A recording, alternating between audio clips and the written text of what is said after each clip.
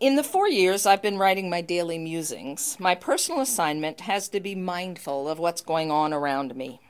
What season is it, and what's happening on the earth during this season? What should I be paying attention to in my community? Which moon are we enjoying, and where are we in the cycle? Each one of those things has characteristics to that push and pull on our home, the earth.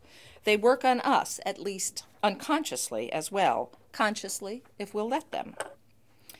And indeed, throughout the years, I have noticed not only how many ways we have to work for peace, but how many things there are to be aware of. Some to be celebrated, some to be attended to. Each season has its own spectacular beauty. Here we were this week in high summer with a full moon. Both of these markers mean that we're encouraged to bring things out into the open and to celebrate. Certainly, if you look at what we've been up to, we've had things on display here at UUCSV. Both the bounty and the beauty have been pretty astounding. We don't want to miss the abundance Mother Earth is providing any more than we want to fail to admire the abundance that we offer to the universe. If you read my musings, you know that during this past week I've been reveling in the richness of our community. People really showed up, and we all got to have sweet conversation and to deepen relationships. We know more stuff about one another, and we learned it over kitchen kitsch and great soups.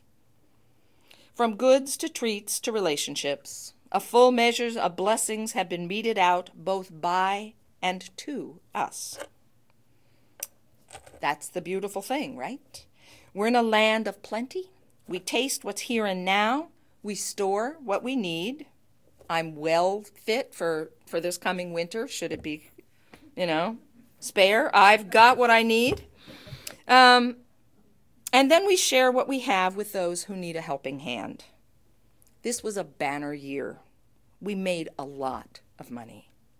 We sold a lot of stuff, a lot of food.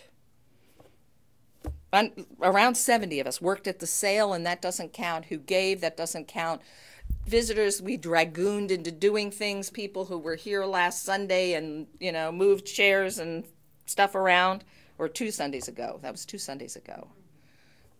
Both Sundays we've been carrying. Just pick up that box, be quiet, go where you're told. Wish it were that easy spiritually, right? We just pick it up and go where we're told. At one time or another, most of us laughed during this long process, even when we were carrying things and pricing things and rearranging earrings. There were a host of tireless behind-the-scenes workers. Just great, thank you. And another host of us who deepened acquaintances through both work and play. And I was going to say play, but I meant eating. And as this sale continues to develop, we're sending stuff out into the world, not only to shoppers. Really, if Cindy made $300 yesterday in the cafe, and we made about $1,500, that means 1,200 bags went out like this yesterday. That's scary and great. We're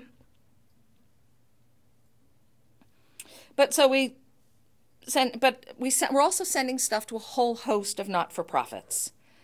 And even the shoppers have good stories. One friend told me they'd bought his kid's bunk at the UU sale when it was a one-day sale 15 years ago. The kid's now 24. We didn't get the bed back, though. We'll work on that. But again, if you read my musings, you know that, or you were here, you know that the 7 county services for migrant workers are going to take a bunch of stuff from us. In fact, you may get a list from me for things to dig out of your cupboards. This would be great if this were a last thing I did before I left for the summer.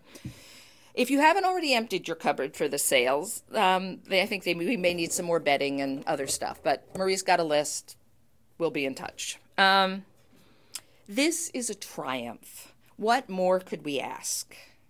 Actually, that was a silly question and one we don't want to put before the event's developers, particularly when they're tired, but elated and have possibility on their mind. But there's a wave here, and let's ride it. I made a very deliberate decision that today Pollyanna got to preach rather than Connie Consciousness. But there's no getting around the fact that there's work for us to do. Let's use the good energy to fuel work on our understanding of what's right. One of the women I went to seminary with, a Puerto Rican nun, always used to say, "Goodness, you Americans are so dour. Hispanics, we win a campaign, we celebrate, and we get back to work. We lose a campaign, we celebrate, and figure out what we should do." And if we can raise this much money in 10 days, quarter by quarter, dime by dime, dollar by dollar, we can do anything. I believe that. And there are a lot of things that need doing. Lois and I were talking the other day about the amazing success of the Malawi bottles. Small things, but not small for the people who now have a way to carry their medications. The number of boxes to be sent off to Indiana is incredible. Lois reports that several places have taken the address and are just going to keep sending the bottles on their own after the teens are done with their projects, as are we. So this is great. When we needed money for God's chuck wagon, people inside and outside the church rallied, and we sent them $3,000 from Love Flows. Boom. Done. Each thing we succeed at makes the next project easier. Even if we try a larger project, we'll do what's needed. Each time we make a project public, we remind people that there are people they can partner with. Each time we speak out, someone else finds his or her voice. Small successes make big projects more believable. Local projects matter, but so do the big ones. I continue to be grateful to find myself a UU at this point in my life and to discover that I am truly a UU, not just a UUCSVer. And being a UU means understanding what underlies those principles and how committing to them radically changes our lives. Although I have to tell you, I was completely dismayed when I heard the end of that thing about E.E. Cummings and how he became a McCarthy supporter, and I thought, oh, okay, where, W-A-R-E. We can get it wrong, So I think it's being a group, we can tug on each other's skirts and go, yeah, wait a minute. So that was pretty scary. But Saturday morning, I ran across a paragraph in an article that really jumped at me. George Yancey, a philosophy professor at Duquesne, reminded me that the root of religion is to bind fast. And I thought of how important it is that we are joined together over these important principles. We are called by them to be engaged at levels which will be both uncomfortable and unfamiliar. Dr. Yancey said it this way: "You've argued that true religion or prophetic religion engages the real, involves a process of risk, especially as it demands, as you've said, serving those who have been oppressed, marginalized, orphaned. Etymologically speaking, religion comes from religare, which means to bind fast. I wonder if that process of binding fast is with those who are the strangers, the orphans, the unarmed black men recently killed by police, women who are sexually objectified, the poor, etc." Good questions. What does it mean to practice radical hospitality and kindness? What does it mean to believe in each individual's search and right to hold their truths? What does a communal engagement in the pursuit of freedom and encouragement of self-exploration for all really mean to us? We must be bound together in these questions. First, because the injustices are big enough that only group effort will shift them. Second, because we will need to encourage one another when it's hard. This is why our small triumphs and successes matter and must be celebrated, so that we might find the encouragement to go on. And because until the big things are changed, and sadly probably even afterwards, the little things will still be necessary. We will acts of kindness and acts of responsibility. And we're the folks needed to gather money, peanut butter, tampons, pill bottles, and whatever else we can do. Even when it makes us squeamish, it's a good thing to think about ourselves as a religion.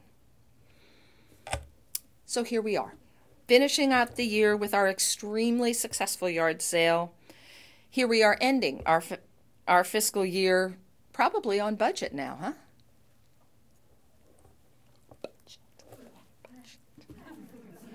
That wasn't true a few years ago. Here we are. I'm ending my preaching year. Joy aside, we're all just a little tuckered out, mentally and physically. And rather than bringing things out into the open, we're madly packing things down to be dispersed. Hallelujah, one more time. But that's for then. Now for a while we get to rest both on our laurels and on our porches. It's time to sit in the shade. I and every other UU minister I know have deep gratitude for our denomination's attention to the minister's health and learning. The end of my year is crazy busy every year. It includes new member services, coming of age, bridging, annual meeting, and yard sale. Sarah and I still have to meet to plan a little bit for next year. And that's just if no one has any complications in his or her life. Few weeks go by where something isn't going on in someone's life. So you have to pay very close attention. To then be given the gift of silence and long days filled with nothing more than stuffing into my brain wonderful, painful, stimulating notions. And pieces of days and evenings chatting with family, books, poetry, the sound of the bay, sleep, visits with friends and family, quiet time with my husband, more bounty, more beauty. I wish you the same. Taking the time to stop in the middle of a speeding world is an incredible luxury. I understand that. Main Home, as my cousins call it, where Steve and I will spend a week starting on Thursday, has no Wi-Fi. Can you imagine this? So I'll be offline. I'll set everything up to go beforehand, but call Carl if you need anything. He's changed his number to private, and he has no email any longer. But, find him if you can. I hear he's at the library occasionally. All right.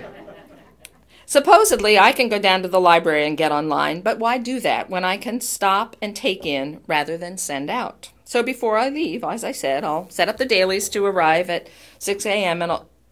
As always, and I'll save my reflections on Maine for later. It's been, to use an adjective, or the an adjective, another amazing year. I continue to be grateful, overwhelmed, and astonished that I'm in this process with you, and that Sarah and I are in this process with you and with each other. Who knew religious community could be this fun, or could make so much difference at the same time? Well, there's probably some precedent somewhere, but not in my life. I wish you all happy and healthy and safe summers. I'll be home a bit, in and out and about also a bit. And after Maine, I'm going out to see our kids and visit some friends, maybe do some reading and writing in those places where I first started my own practice of reading and writing. I'll hope to find some water to hop into. That's always important. Although maybe not in Maine. It's only going to be 70 degrees up there. I checked the weather, 75 all week. It's good.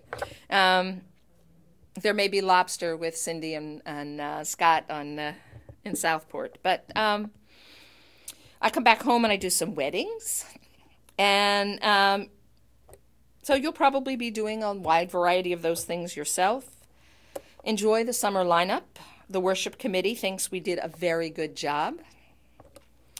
I was trying to think about how to say farewell. I thought of the French adieu, but that's really not it for us. So maybe, may you walk in the principles while we are apart, one from the other. Or perhaps just à la prochaine, until the next time. I love you, I'll miss you, and I'll see you in September. Thank you.